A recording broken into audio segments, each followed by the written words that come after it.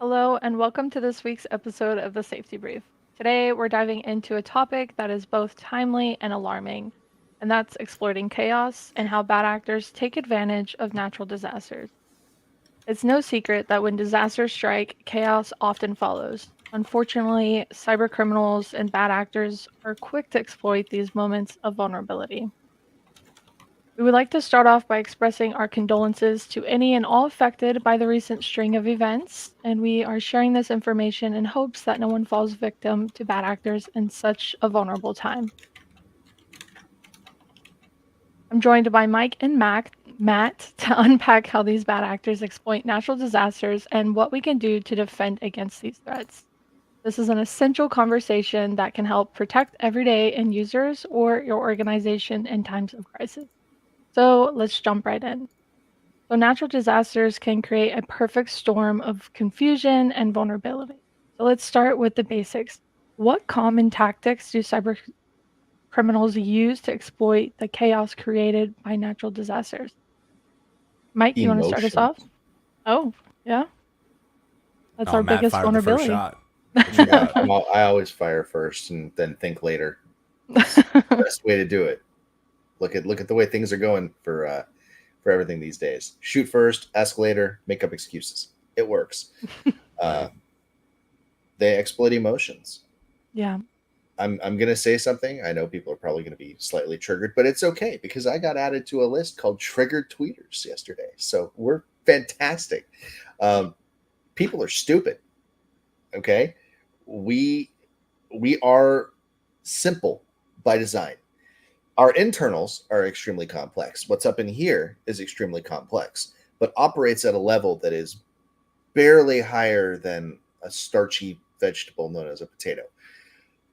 We give in to our baser functions constantly, and that means that we are exploitable, easily exploitable. Like it doesn't take much to exploit a human.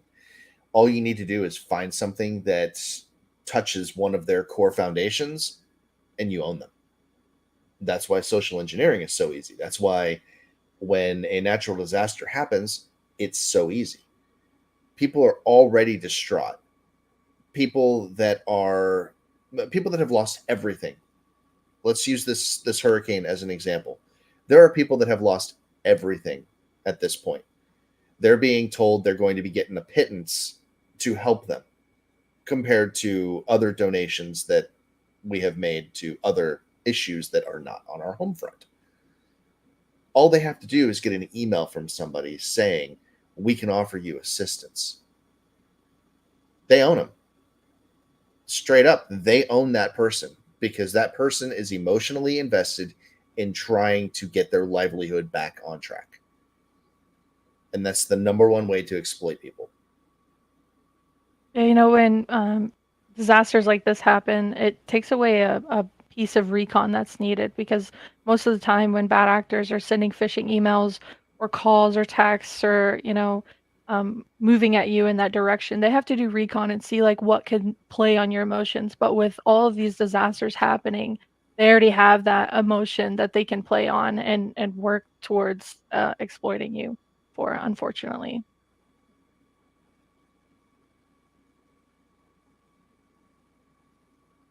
We got Mike deep in thought up there. I know, I see him thinking over No, here, pulling an I Elon think, Musk. it's difficult because it's a lot darker than some people think. And it's funny because I'm going to put Matt's hat on because he's normally the harbinger of doom on our weekly safety brief. Or the herald of doom. He's the herald of doom. He doesn't bring The about end it. He is just near. talks about it. He The just end talks is about it. near. Yeah. Um, Here's the reality. Threat actors will call a school nurse's office or call a parent masquerading as a school nurse's office saying your child has been injured. We're going to send you a form for release. Please sign it. And this is how they think. This is how they act. They know what the emotional pressure plates are. They know what landmines emotionally trigger individuals to lower their guard, lower their amount of sound judgment in the moment. And this isn't like this isn't a human problem. We have emotions, we have connections, but those guards can come down very quickly in situations for people that know how to disarm people, right? And so, I mean, we've seen, Matt and I firsthand have been to events where we've watched vishing, which is social engineering over the phone, where people have gotten usernames, passwords, logins from people in an 3 to 8 minute phone conversation. Just people hand this stuff over because, oh, it's Cynthia from the IT desk. I'm going through this readiness check to get your account moved over to the new system. It's super cumbersome once we cut over, but I can take care of a few steps in advance in order to get you migrated back up to work. Like, this is how they think. Their words are laced with honey. They really are. And this could be audio over the phone. This could be email. But right now, the difficult component is you have people without food, people without electricity, people without connectivity. Somebody I've known for 10 plus years who has relatives in Asheville, North Carolina, didn't know if her mom and dad were alive. There was no comms, there was no communications. And so they had, I think, they were able to charge their phone with some old power brick they found and then walk, I think, a mile to get some form of like edge or whatever it was, like not the 5G, maybe 3G self-service to send a text, we're alive. That's the past 7 to 10 days for some people. And there are enough people worried about their family, worried about their health and wellness, regardless of the next 30 to 35 days where this country becomes really, really ugly to each other. Unfortunately, there are people that are going to exploit that. There's politically charged emails being sent left and right.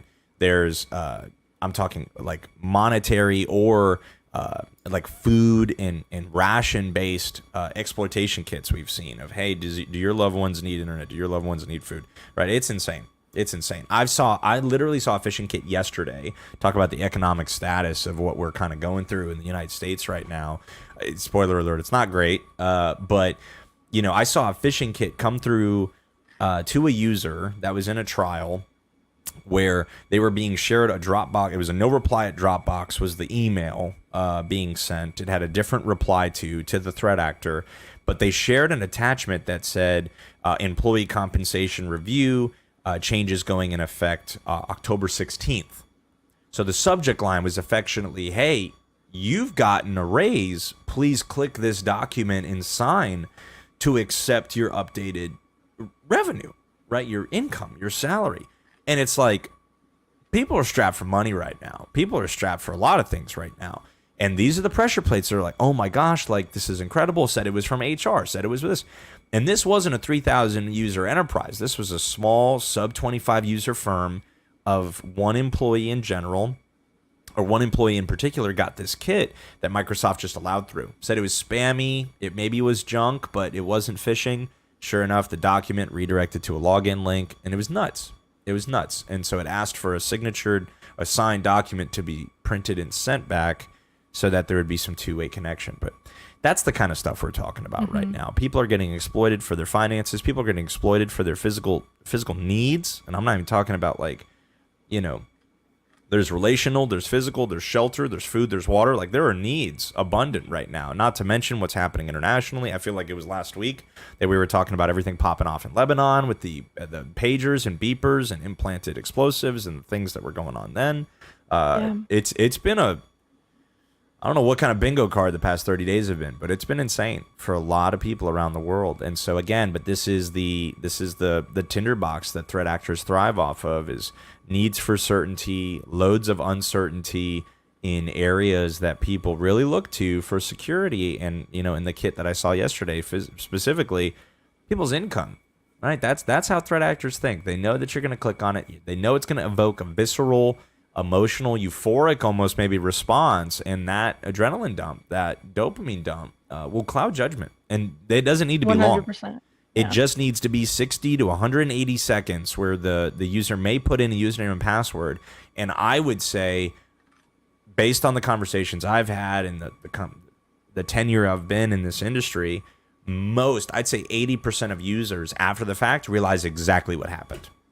Once that cloud leaves, once that fog leaves, they'll say, oh no, right? Because we'll get tickets, we'll get calls, we'll say, hey, a user just let us know that they filled out a link that ended up didn't being legitimate. It wasn't legitimate, right? And so it's wild, right? Deep in thought for sure, but it's just this is who we're dealing with. These are not code of ethics, organized individuals, right? They know what works. Like Matt said, they exploit the human emotion, which, granted, is not a negative, but we've found specifically in our experience with BLOKWORX, this just pounds the pavement in the importance of prevention. We need to safeguard users from these emails, from these payloads before they get on their machine, before they get in their inbox, rather than leave them to be the last line of defense, or primary line of defense against these things. It's just it's too hard for the everyday person. Yeah, it's kind of a grim reminder of how quickly bad actors can capitalize on chaotic situations, whether it's a natural disaster or, like Mike pointed out, the Lebanon incident. There's always something going around the world that can be exploited. So let's dig a little bit deeper into some examples. Can you share any like real life examples of cyber attacks that occurred during or after significant weather events, and what were the outcomes?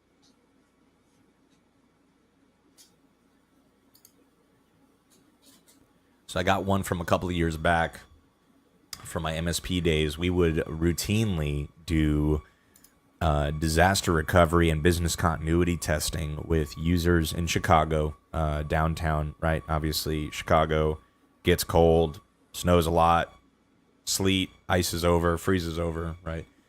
And so what we would do is we would routinely do business continuity testing. What does it look like to work if you can't get into the office physically? What does it look like if you are,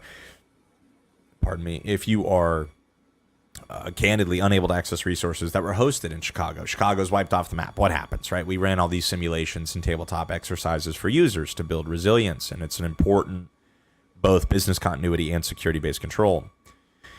But in one case, there were kits where we saw malicious actors were masquerading. It was a big snow storm hit Chicago. Users couldn't get they couldn't drive in. The trains were slowing down. There were a ton of delays. A lot of users just called off, worked from home, didn't come in.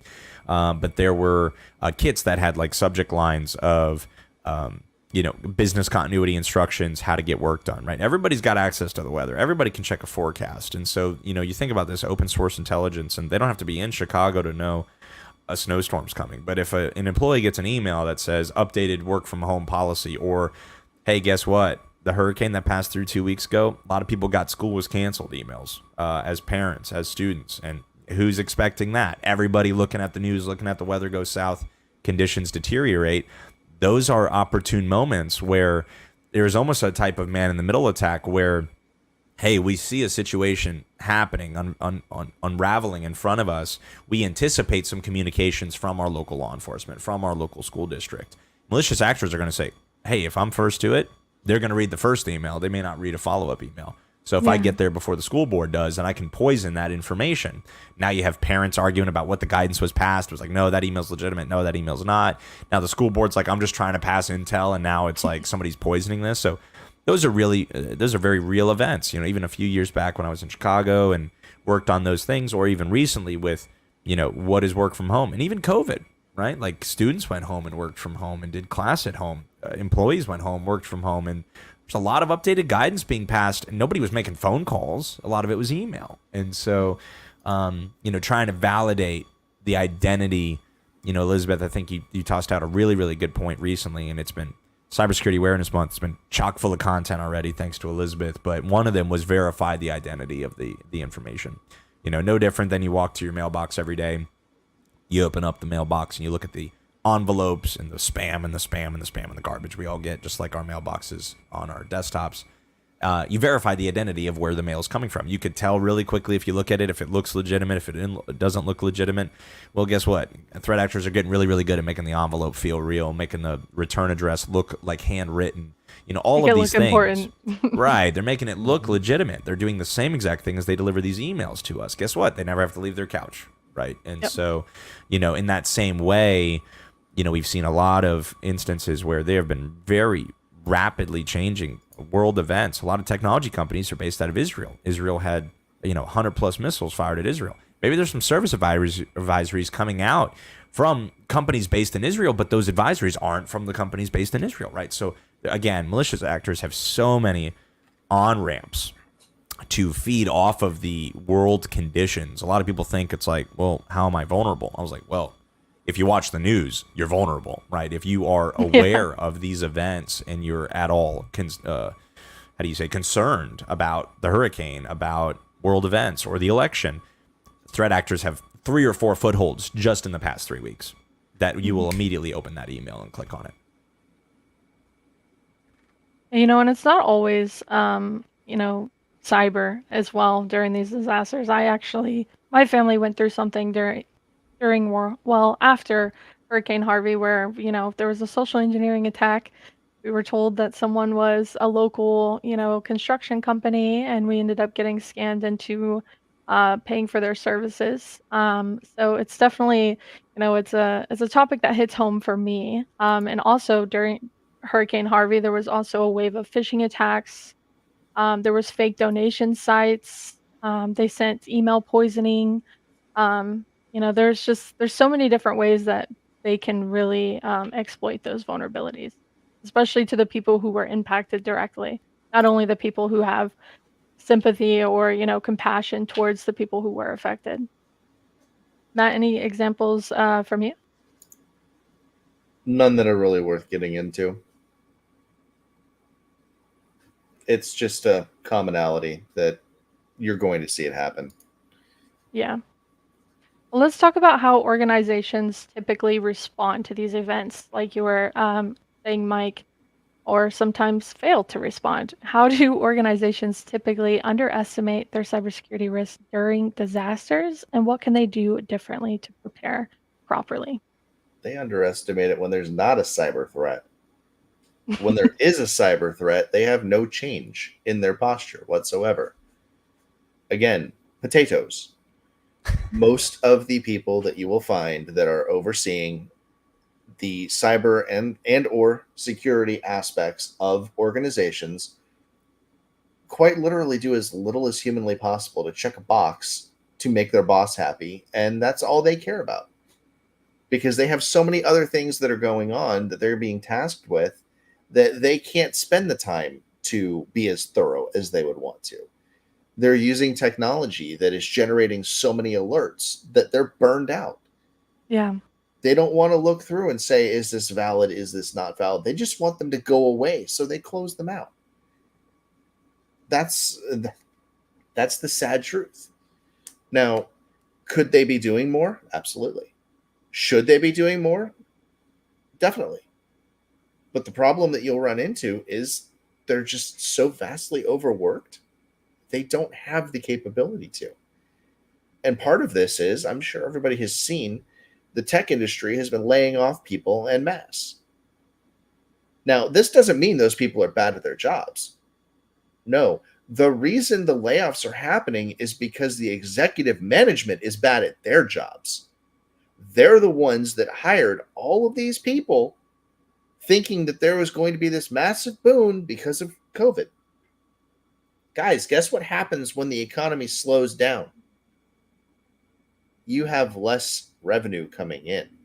Now you're having to cut people, which means that more people are having to take on more of a workload.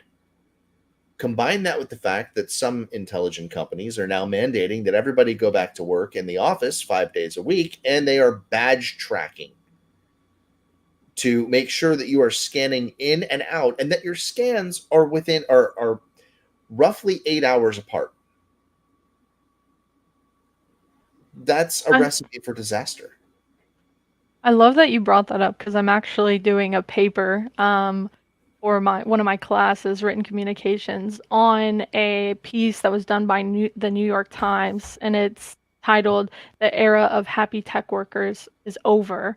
Oh, it's been And over. yeah, well, this came out in 2023, and they Mhm. talk about the massive layoffs and, how the sleep pods and, all the benefits that came with the tech industry is now completely gone. However, Those, well, so here's the fun thing about that. Those weren't benefits. Those they were were distractions. distractions. Their Yeah. perceived benefits, yeah. Yeah. I don't Wow, they care if brought there's a sleep pods sleep into pod. work. It's like they want you to sleep at work. Do you hear Exactly. what you're They saying? want you to be there. They want you to be the Yeah. equivalent of a Tesla employee, Yeah. living at the building. Like a Those PR are nurse. distractions. Saying, "Hey, we have beer Fridays." Congratulations. So does the bar down the road. All right, listen, don't come for Fridays at 4 I have now. sleep pods because you don't get to Yeah. sleep in your own bed. Exactly. Yeah. The people, and honestly, a lot of people voluntarily left the tech industry because of what we're seeing. Burnout. There are attacks that get through that nothing happens. Nobody does anything. No changes are made. No preventions are put in place. Nothing, because there's no staffing or funding to be able to do it. So they placate them and give them distractions to try and keep them happy. But a lot of people, and I've seen this from people that I know personally, said screw the tech industry and made a complete change and went into a completely different industry because they were so they felt abused and worn out by the tech industry. They couldn't deal with it anymore. I don't blame them. I've Yeah. seen what's happening. I've seen, the level of things that we see in environments when we get in there. I get it. I know why you guys are struggling. I know why you hate life every day. It's because you don't have the right tools and you're not set up for success, which means that all these bad actors, they can succeed with ease. Go look at how many people get hit with ransomware each day.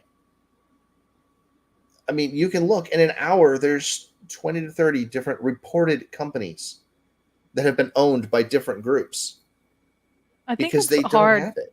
I think it's hard because this isn't like on the news. People aren't aware of the amount of ransomware attacks that happen. You just see it like as an end user or an organization, you see it every now and then when a huge, corporation gets attacked. However, these attacks are happening to small mom and pop shops, organizations like you, small to medium sized businesses hourly. It's not like once a month, maybe once a year, hourly. Like it's nonstop. The news will report on things which are divisive and will bring in views. Yeah. That's what their job is. They need eyes on that glass so that the Nielsen ratings will go up so that they can claim that they are a success. Ransomware is not divisive. It's indiscriminate. It doesn't care who, what, where, why, how.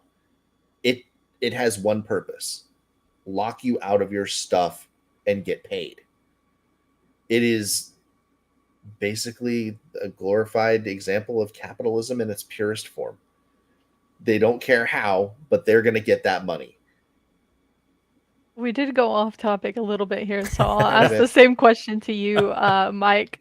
How can organizations typically underestimate their cybersecurity risk during disasters, and Putting what in can they sleep do pods differently? before Yes. email security. That's what they do. No. Yeah. That's a good question. So I think, I was having a lighthearted conversation with a colleague on Tuesday after we've done a lot of demos for a lot of partners, and there's just been a lot of eye-opening, results that our partners and newly onboarded partners are finding. A lot of people laughed at Noah when he sold tickets, quote unquote, to the Ark. You know what I mean? But then it started raining, and then people were like, "Oh, hold up, That's you a got any great room on that example. boat?" You know what I mean? Like, or in even more recent times, a lot of people, for good reasons, for bad reasons, don't obey and don't observe evacuation notices, right? Like there were counties in Florida where the local sheriff's office say, like, if you have not evacuated, this is a true story, and y'all can fact check me on this. The county sheriff was like, please write your name and your home address on your forearm in Sharpie if you do not evacuate, so we can identify the body. They told That us is that what the for local- Hurricane Harvey Right, too. like that is literally what sheriff's offices told local residents in regards to evacuation orders in certain areas where the projected path and everything and the damage was that bad. Why is that? A lot of people say, "Well, man, that's tough, man. Don't say that." And it's like, well, listen, there are people heralding this information for your benefit, for your good, to help you mitigate risk. Guess what? Your house isn't worth that much. Your house, like, it's not worth your life, right? Like, there are sentimental associates to your home, things like that. Now, here's the caveat, and here's the the disclaimer. Not all people can evacuate. Not all people are mobile. Not all people can leave their homes, right? You got elderly, you got the handicapped, you got like a lot of people that specifically can't or don't have a place to go. I get it, right? I get it, right? I've lived through storms. I grew up in South Florida, in Ivan, Wendy, Katrina, all of these storms that passed through. It was significant, right? But not everybody has a place to go, and I get it. Not every people has family to go and retreat with. And so, needless to say, the point I'm making is that there are continual posts like, the ones that we put out. There's live stream every Thursday to encourage the dialogue, encourage the discussion around left of boom living, around 0-day security, around prevention-centric controls. It exists. It's not just possible, but it's also profitable. There is return on investment in prevention, right? Like a lot of people say, there's no ROI on car insurance. I was like, well, guess what? There is ROI on, hey, a good oil change, right? A good checkup, a diagnostic on your vehicle every 90 days. Why? Because you're staying ahead of the curve on really significant, really expensive repairs. Will repairs happen? No doubt, right? No doubt. But what you're doing is you're mitigating the chance of a catastrophe. You're mitigating the chance of a risk. And cybersecurity is no different. It's why when you go to the rental counter with a rental car and they say, hey, do you accept and decline the insurance? Why? Because you're accepting risk or you're mitigating risk with your dollars spent. That's the reality. And so not saying that prevention-centric controls and what we do is cyber insurance, but the concept stands that there are ways to get ahead of it. There are ways to mitigate the risk percentage. And again, just like the sheriff office said in the local county that I quoted, specifically, hey, there are ways to mitigate risk. The risk for you to stay where you are greatly counteracts or over supersedes, if you will, the risk of staying. What could happen if you stay versus what can happen if you go. And so that being said, the reason we do this stream every week, and the reason we put out posts every week, and the reason we do so much to bring so much content to our partner base and the community is to really increase the awareness over cyber prevention, right? The fact that 0 days can be stopped, that security can live left of boom, that not everything, like you said, Elizabeth, what most companies are doing right now is reacting. They're waiting for an incident. They're waiting for a report to come in. Hey, user clicked on a link, submitted credentials. Wouldn't it be nice? And it's going to sound idealistic, but wouldn't it be nice if that link and that email never got to that user in the first place? You're damn right. And that's exactly what prevention is. And it does exist and it is happening. And we've seen it firsthand. And so, unfortunately, it's not from Microsoft, per my post yesterday on LinkedIn, which got a lot of traction. I didn't expect that much response. But, it's a joke what some people are marketed and told around the efficacy of some solutions that certainly have their strong sets, right? Office 365 is great. It's good at what it does, but it's by no measure of the imagination a prevention-centric security suite, if a security suite at all, right? Like saying cigarettes are healthy. It's just not. They Well, could be relaxing. irony in that. They could be relaxing. They could have other benefits, right? Like, I don't know. I don't smoke, but I know a lot of service members that do. But, healthy for you is not one of them. And security is not one I would associate with Microsoft. It's definitely a complex challenge that requires constant modification. So as we wrap up, let's look ahead. How do you anticipate the tactics of cyber criminals evolving with the increasing frequency of natural disasters or chaotic events? What should organizations or end users be aware of for this? Don't trust anybody. I mean, It is sad, but that's a pretty good rule of thumb. I usually tell people that I will trust them as far as I can throw them. I don't go to the gym, so that's like an inch at most. Matt just does Brazilian Jiu-Jitsu and just tosses people all day long. Exactly. I just kick with intensity, and they go like 40 miles away. Bodies across the room in his spare time. You can't trust anything. It's too easy to spoof an email address. It's too easy to make an email address or make an email look official. You have to do way more diligence than just, oh, this looks like it came from somebody legitimate. And unfortunately, as Mike said, there are solutions that are in place that they're good at some things, but they're terrible at others. And if you have one of those terrible and others solutions that's in place, and something comes through and you click on it because you think, well, we have this in place, it'll keep me safe. Okay. I got dogs. Dogs are supposed to keep me safe. Somebody breaks in, my dogs are probably going to sleep. And if they give them cheese, Lick I them to death. guarantee they will literally look at it and they say, oh, you have cheese? Hey, the good stuff's over there. And will probably help them take my stuff because they were given cheese. That's the equivalence of some of these security solutions that are out there. You can't trust that it's going to protect you because it can be exploited. You're only as strong as your weakest link. And unfortunately, 90% of the time, the human element is the weakest link in every security stack. Mm-hmm. Which I is like why to this use the is old such an adage. important, yeah. You can have a machine, like in a world where this is possible, have a machine design a functioning network infrastructure of machines and let it govern itself. It will do exactly what it's supposed to do because that's all it's going to do. It's only going to do what is required in order to function. Put a human in that mix and watch how fast it gets broken. We are the masters of destroying everything humanly possible. And when it comes to There's technology, that herald of doom I'm talking about. That's am I wrong? Am I wrong? We In do this corrupt corner, everything we have touch. every security solution known to Yeah. man. In the other corner, we have Dave. I promise you, Dave is going to find a way to screw it up. To anyone who's Bless watching, if you, your name is Dave, Bless you. Grace we're and not peace coming for upon you. Yeah. Yes, we are. We're coming for you, Dave. It's crazy. No, I think, where is the trajectory going? And forecasting is always a funny question, because it's really all you can can go judge anywhere, it off of no. is It could. Yeah. the past. But I think, to Matt's point, with a subtle hint of hope, I love That that. exists? there are sources worth of your trust. However, how you verify them is the proportion of which you should trust them. I mean, we went through the home buying process recently in the past 12 months.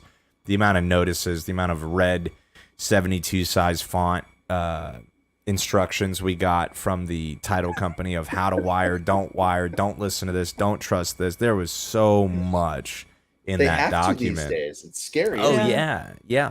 But why is that? Well, people have touched the burner and learned it's hot, and they were like, I'm never doing that again. And so title companies have learned, oh, well, we're not getting our money. The money went wherever that wire went. And so I think, number one, you can't change action without changing belief. And the point of this stream and the point of us existing is to defend livelihoods. And part of that is driving awareness. And part of that is saying, hey, there's a reason why people don't run into banks, for the majority speaking, and rob banks anymore. I mean, they could do it from their couch. They could do it with an email client. They could do it with an email address they just made up on the spot, with a fake credit card they just made up on the spot, and wire you money with a PayPal invoice that you didn't know was fake. A lot of people, it's a lot simpler than this. It's DMs via Instagram, Twitter, X, Facebook that are not real people. They're not real people. Does it make sense that they're messaging you? The first question, and I find this is so fun to do. It's like we used to got spam calls. We don't really get spam calls. Now they're moving into people's DMs. They're in your DMs asking you, hey, met you through a whatever. And I say, how did you hear about or find my profile? The most recent one, I just got a message, literally, like as we're sitting here 20 minutes ago. Oh, I heard of you through friends of friends. I'm like, so specific. Please. Friends. Yeah, thank you so much. Right? Like, if it doesn't make sense, ask yourself, maybe it does it make sense, right? Really, truly. And so, it's a little bit of common sense, but hey, what is it? It's disarming. We were isolated significantly as a society 24, 36 months ago. People are longing for connection. Where are they coming for you? In your DMs on your social media profiles of people that say they are who they are. They're not. They can have a 3-year-old profile. They can have a 3-month-old profile. There's specific dates that are associated with these, like indicators, right? Does it make sense? It's the same indicators we use in our email analysis. If you get an email linked with or from a domain that has low traffic, URL traffic, that has minimal security controls applied to the domain, and the domain was purchased 30 days ago, most likely illegitimate. Yeah. Most likely. Doesn't mean all new business is not legitimate. Doesn't mean if you just started a startup, all your email should be blocked. That's not the case. But these are factors we play into the security analytics of every event that comes across our table. And so I think, again, leading with awareness, number one. Number two, remaining vigilant, asking yourself, does it make sense I'm getting this email to my work email address? We've seen phishing kits go out, and we've owned users at their work address for an Amazon account login, an iCloud account login, a LinkedIn account login, which sometimes makes sense if your work email is tied to your LinkedIn. But your personal AMX overdraft notice login, like we've seen these things succeed. And it's literally because people don't stop and ask themselves for 30 seconds before they open the email, does it make sense? Who I'm getting this from, where I'm getting it, and when I'm getting it, And again, the recent events have shown that, threat actors are going to hop on that train. They're going to ride that for all it's worth into the chaos, as Matt mentioned. But there are ways to prevent it. There are ways to make sure that users never get those emails in the first place, as the case study yesterday published showed, as the discussions today have showed. But you need to believe it's possible before you can ever entertain it. And I think that's the point There's of a our very Yeah. simple way to do this, and I'm going to give a large thanks to a gentleman named Michael Plonner for beating this into me repeatedly in my earlier career. Trust but verify. Yeah. You can trust something, but you need to verify it on the back end. You don't have to let them know that you're doing the verification because you may or may not have full faith in said item, but validate it for your own edification. If you trust something, you verify it, and it all checks out, no harm, no foul. You're safe, you're good, continue on with your day. If you trust, you try to verify, and it turns out to be a load of crap, guess what? You just saved yourself, your organization, those that you care about from whatever could have been coming from that. Yeah. There's a lot that you can do. It's very simple steps. I If know you that's just keep a cool head, then you're generally going to succeed. That's such a valid example. And just like Mike said, just take a couple seconds to verify, to think about it. And it's funny that you bring that up because I won't name any names, but I do have a family member who recently received an email from AAA saying you can get this free emergency kit for your car. However, all you have to do is pay for shipping. They don't even have AAA. And they purchased this shipping and then, of course, had to you know, call the bank and shut down their card because unauthorized transactions were taking place. And obviously, this emergency kit never showed up. They fell victim, and I even said, take a step back. Nothing is free. Nothing is free. And do you even have AAA? Does it make sense that AAA is reaching out to you? So just taking those few couple seconds to verify can really save you in the long run. Mm-hmm. absolutely. Well, thank you, Mike and Matt, so much for sharing your insights today. It's clear that preparation, awareness, and adaptability are crucial in protecting against the evolving threats that come with natural disasters. To all of our listeners, don't underestimate the importance of cybersecurity during these times of crisis. Stay safe, stay informed, and stay secure. That wraps up today's episode of the Safety Brief. Be sure to catch us next week as we start to unpack more in cybersecurity awareness for the month of October. Thank you so much as always. Stay frosty. Thanks all.